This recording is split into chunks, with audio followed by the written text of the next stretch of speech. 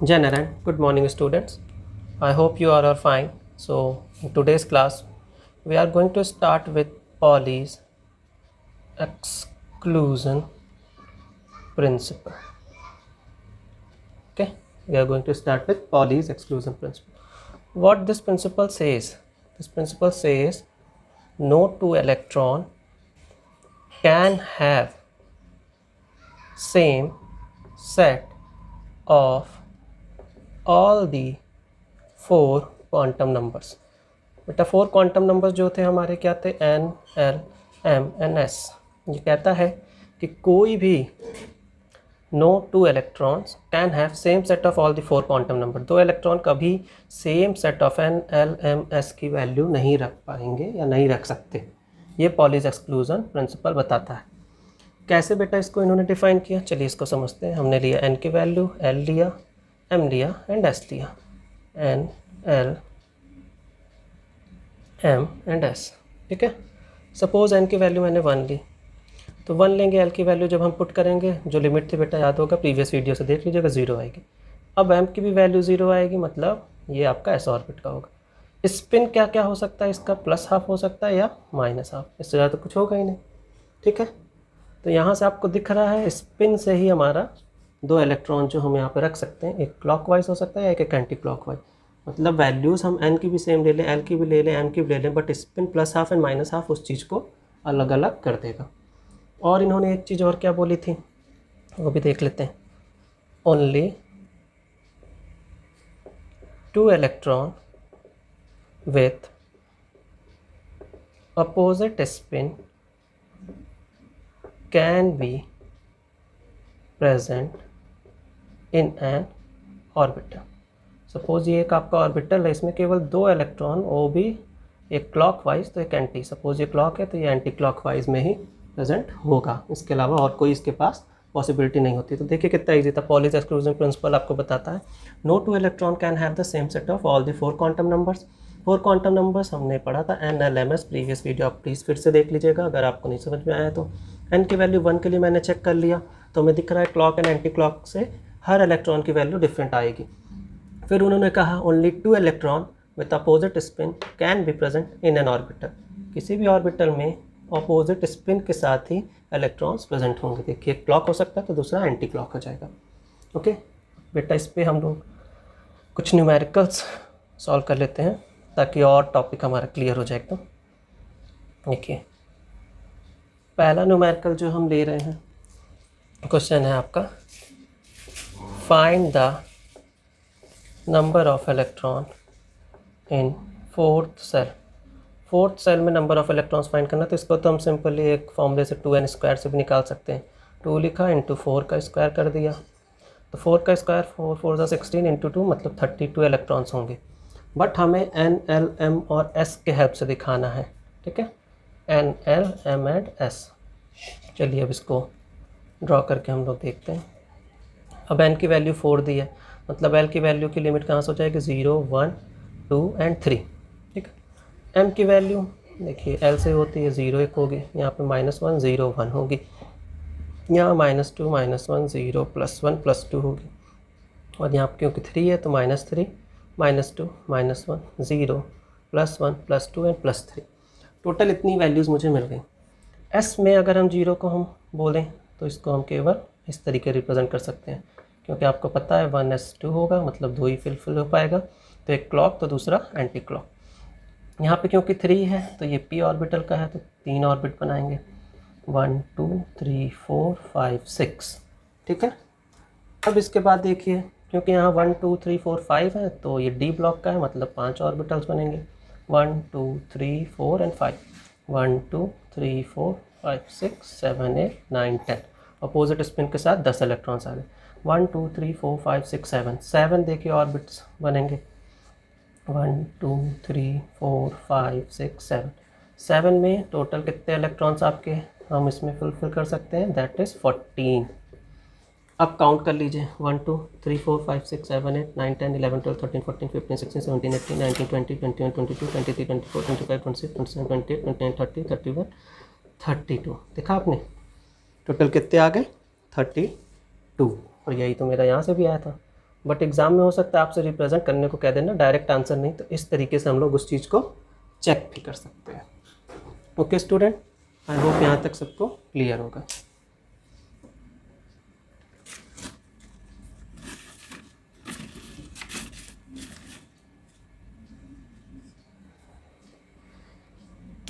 ठीक है बेटा, अब सेकंड हम आते हैं, एक और क्वेश्चन सॉल्व करते हैं इसी पे, पॉलीज एक्सक्लूसिव प्रिंसिपल पे। देखिएगा क्वेश्चन क्या कहता है। क्वेश्चन आपका कहता है find number of electrons for which n is equal to 2, m is equal to 0 and s is equal to plus half. देखिए यहाँ पे पूरा इन्होंने बता दिया, कोई प्रॉब्लम नहीं है। हमने n लिया, l लिया, m लिया एंड s लिया, 4 चीज़ें मैंने लिख ली, n, l, m and s। n की वैल्यू 2 थी, मतलब l क्या हो जाएगा 0 और 1, और 0 के लिए 0 होगा, 1 के लिए -1, 0 एंड +1। तो +1 के लिए प्लस सिंबल नहीं लगाएंगे, केवल 1 लिख देते हैं। ठीक, इसको जब हम रिप्रेजेंट करेंगे तो ये 1 क्लॉक है, एंटी क्लॉक, यहाँ पे p ब्लॉक का है, मतलब 3 clockwise anti clock, clockwise anti clock, clockwise anti clockwise. इसने क्या बोला है बेटा, m की वैल्यू 0 हो और s केवल +½ बस इसी से हमें मतलब है। m की वैल्यू 0 तो ये 0 ही है, +½ मतलब केवल एक इलेक्ट्रॉन यहाँ से हम ले सकते हैं। m की वैल्यू 0, इसको क्योंकि ये -1 का है इसको टच नहीं करेंगे हम, ये भी -1 का, इसको नहीं टच, बट 0 वाले को तो हम टच करेंगे इसको। तो इसको जब टच करेंगे यहाँ से भी एक इलेक्ट्रॉन आएगा, क्योंकि एक क्लॉक होगा एक एंटी क्लॉक, तो एक यहाँ से भी आ गया, मतलब 1 एंड 1 कितने आ गए 2। नंबर ऑफ इलेक्ट्रॉन्स बोल रहा था ना, तो कितने हो गए 2 इलेक्ट्रॉन्स। आंसर आपका क्या आ गया, टोटल 2 इलेक्ट्रॉन्स। तो आई होप ये क्लियर होगा, 2 इलेक्ट्रॉन्स आपके आ गए। चलिए moving to the next question.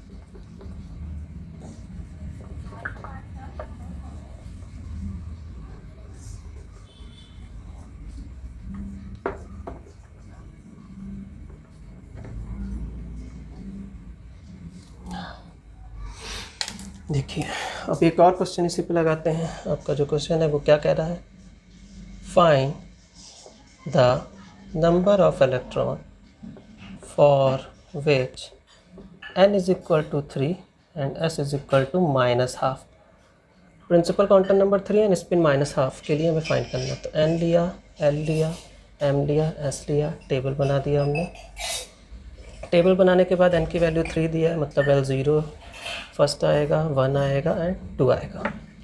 तो 0 के लिए 0 होगा, यहाँ -1, 0, 1, 2 के लिए -2, -1, 0, +1 एंड +2।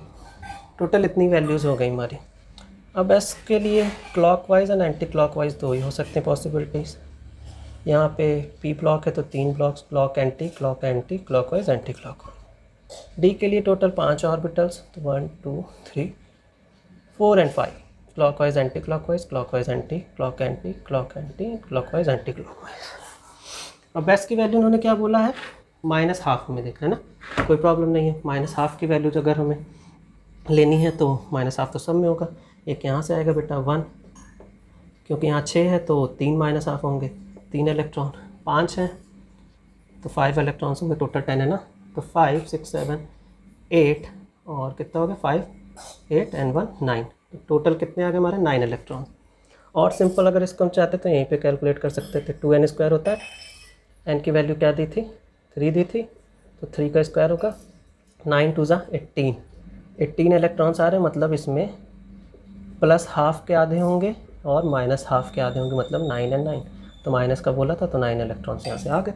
बट हम दोनों तरीके से सीख लेते हैं, क्या प्रॉब्लम है, ठीक है, वेल एंड गुड है। Okay, I hope student Pauli's exclusive principle आप लोग को आ गया होगा, और 3 न्यूमेरिकल मोर देन इनफ थे समझने के लिए। अब हम लोग नेक्स्ट टॉपिक पे मूव करते हैं, that is Aufbau principle. Pauli's exclusive principle हो गया। Now Aufbau principle. Aufbau principle को अगर हम बोले तो ये n+l रूल को बताता है, समझ रहे हैं। एक वर्ड में अगर हम बोले ऑफ बाउ प्रिंसिपल क्या होता है, तो n+l रूल को बताता है। ऑफ बाउ जो वर्ड है इसका मतलब होता है कंस्ट्रक्शन, ठीक है, याद रखिएगा कंस्ट्रक्शन। n+l रूल में क्या है आपका SPDF, इसमें क्या पढ़ते हैं हम? Filling of electron. SPDF block में कैसे इलेक्ट्रॉन्स को फिल किया जाता है ये आपका अबव प्रिंसिपल बताता है। अब समझिएगा कुछ इनके इंपॉर्टेंट पॉइंट। पहला, एनर्जी ऑफ सब सेल या फिर ऑर्बिटल्स को भी बताता है। दूसरा, electron first occupy lower energy level. Electron जो होगा वो सबसे पहले ऑक्यूपाई करेगा लोअर एनर्जी लेवल को। सेकंड इनका जो मेन पॉइंट था वो है। थर्ड, इलेक्ट्रॉन को जो हम फिल करते हैं, मतलब इलेक्ट्रॉन फिलिंग जो होती है वो हमेशा इंक्रीजिंग ऑर्डर ऑफ एनर्जी, पूरा लिख दे रहा हूँ मैं, increasing order of energy of orbitals या फिर सबसेल होगी। ठीक है, इंक्रीजिंग ऑर्डर ऑफ एनर्जी में हम भरेंगे या सबसेल के increasing order of energy level पे अबव प्रिंसिपल के अकॉर्डिंग इलेक्ट्रॉन्स की फिलिंग होगी। अब देखते हैं कैसे ये होता है इलेक्ट्रॉन का फिलिंग। देखिएगा बहुत ध्यान से, एक बार में ही आपको समझ में आ जाएगा, कोई प्रॉब्लम नहीं होगी। चलिए, अब हमें पता है okay 1s 2s 3s 4s 5s 6s 2p 3p 4p 5p 3d 4d and 4f। अगर हम फिलिंग करेंगे तो ये कैसे होगा? First, second, third, fourth, fifth, sixth. दिख रहा है? मतलब सबसे पहले 1s भरेगा, देन इस तरीके हम करके देन 2s भरेगा, 2p 3s, then 3p 4s, then 3d 4p 5s, then 4d 5b and 6s। इस तरीके से हम इलेक्ट्रॉन्स की फिलिंग करते हैं। यहाँ पे एक बहुत इंपॉर्टेंट चीज़ है एक्सेप्शन, इसको भी समझ लीजिए। What is exception? कि हाइड्रोजन एटम हीलियम का प्लस एंड लिथियम, हाइड्रोजन हो गया, हीलियम हो गया, लिथियम के प्लस प्लस एटम, ये सब एक्सेप्शन है। क्यों एक्सेप्शन है? बिकॉज ये सिंगल इलेक्ट्रॉन की स्पीसीज़ हैं। ठीक है, बताया था आपको सिंगल इलेक्ट्रॉन की स्पीसीज़ प्रीवियस वीडियो में, तो उसको एक बार याद करिएगा। सिंगल इलेक्ट्रॉन की स्पीसीज़ है तो ये एक्सेप्शन है। अब इसको और थोड़ा सा डिटेल से देखते हैं, तो देखिए अब आपको एकदम क्लियर हो जाएगा। अब डिटेल से थोड़ा हम इसको पढ़ते हैं। मैंने बनाया 1s 2s 2p 3s 3p 3d 4s 4p 4d and 5s। Enough इतना। चलिए इसको हम टैबुलर फॉर्म में देख लेते हैं। ठीक है, अब समझिएगा ध्यान से। ये जो है आपका n+, जो मैंने बोला था n, ठीक, n+1 का लेवल है, n+1। तो s की वैल्यू देखिए, मैंने आपको इसके पहले बताई थी, एक बार याद करिए। s p d and f। s जो था वो क्या था? 0 p1, d की वैल्यू 2, d एंड f की वैल्यू 3। तो s की वैल्यू 0 याद रखिएगा। s है 1 पे, तो यहाँ हम क्या लिखेंगे? 1 + 0। 1 + 0 क्या आया? 1।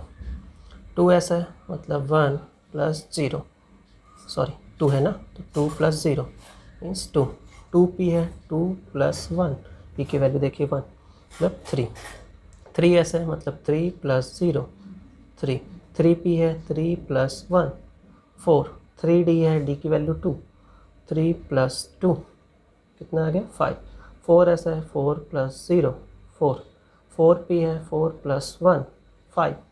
4d है, d की वैल्यू 2 होती है, 4 + 2 6। 5s है, 5 + 0 5। ठीक है, यहाँ पे जो सबसे इम्पॉर्टेंट चीज़ है जिसको आपको याद रखना है इनको इंक्रीजिंग ऑर्डर में लगाते समय, वो है n+ जो 1 की वैल्यू आ रही है ये सेम अगर आ जाए। n+1 सपोज हमने कैलकुलेट कर, देखिए यहाँ पे भी 3, यहाँ पे भी 3 सेम है। अब आपको डिफ़िकल्टी होगी किसको पहले रखें किसको बाद पे, तो हम यहाँ पे चेक करेंगे n की वैल्यू, जहाँ पे n की वैल्यू बिगर होगी उसको क्या करेंगे? उसको हम एट द लास्ट में लिखेंगे। n की वैल्यू जिसकी बिगर होगी वो बाद में आएगा, पहले जिसकी n की वैल्यू छोटी होगी वो आएगा। ठीक है, चलिए अब लिखते हैं 1s, क्योंकि 1 ही है, 2s 2 है, अब देखिए यहाँ पे 3 दोनों में आ रहा है, 2p में भी 3s में हमने क्या बोला, n की वैल्यू जिसकी बिगर है उसको क्या करेंगे, बाद में लिखेंगे। n की वैल्यू देखिए किसकी बिगर है, इसकी बिगर, इसकी छोटी है, तो जिसकी वैल्यू छोटी है 2 है और ये 3 है, 2 छोटा है, तो पहले आपका आएगा 2p, देन आपका जो बच गया 3s, देन 4 इसमें भी है, इसमें भी n की वैल्यू देखिए यहाँ 3 यहाँ 4, मतलब पहले ये आएगा 3p, देन 4s। अब देखिए 5 तीनों में है, तो n की वैल्यू चेक करिए, यहाँ 3 है, यहाँ 4 है, यहाँ 5, मतलब ये इसी ऑर्डर में चले। पहले क्या आ जाएगा, 3d आ जाएगा, 3d के बाद 4p आ जाएगा, देन 4p के बाद 5s आ जाएगा, एंड एट द लास्ट क्योंकि ये 6 है तो ये 4d हो जाएगा। तो इस देखिए इंक्रीजिंग ऑर्डर में हमने क्या पढ़ लिया, आप बाउ प्रिंसिपल के अकॉर्डिंग जो फिलिंग करते हैं हम क्या बताया, SPDF में जो इलेक्ट्रॉन्स की मैंने बोला था ना फिलिंग जो करते हैं n+l के रूल से, वो देखिए आ गया इंक्रीजिंग ऑर्डर। आई होप स्टूडेंट आपको यहाँ तक क्लियर हो गया होगा। So thank you student.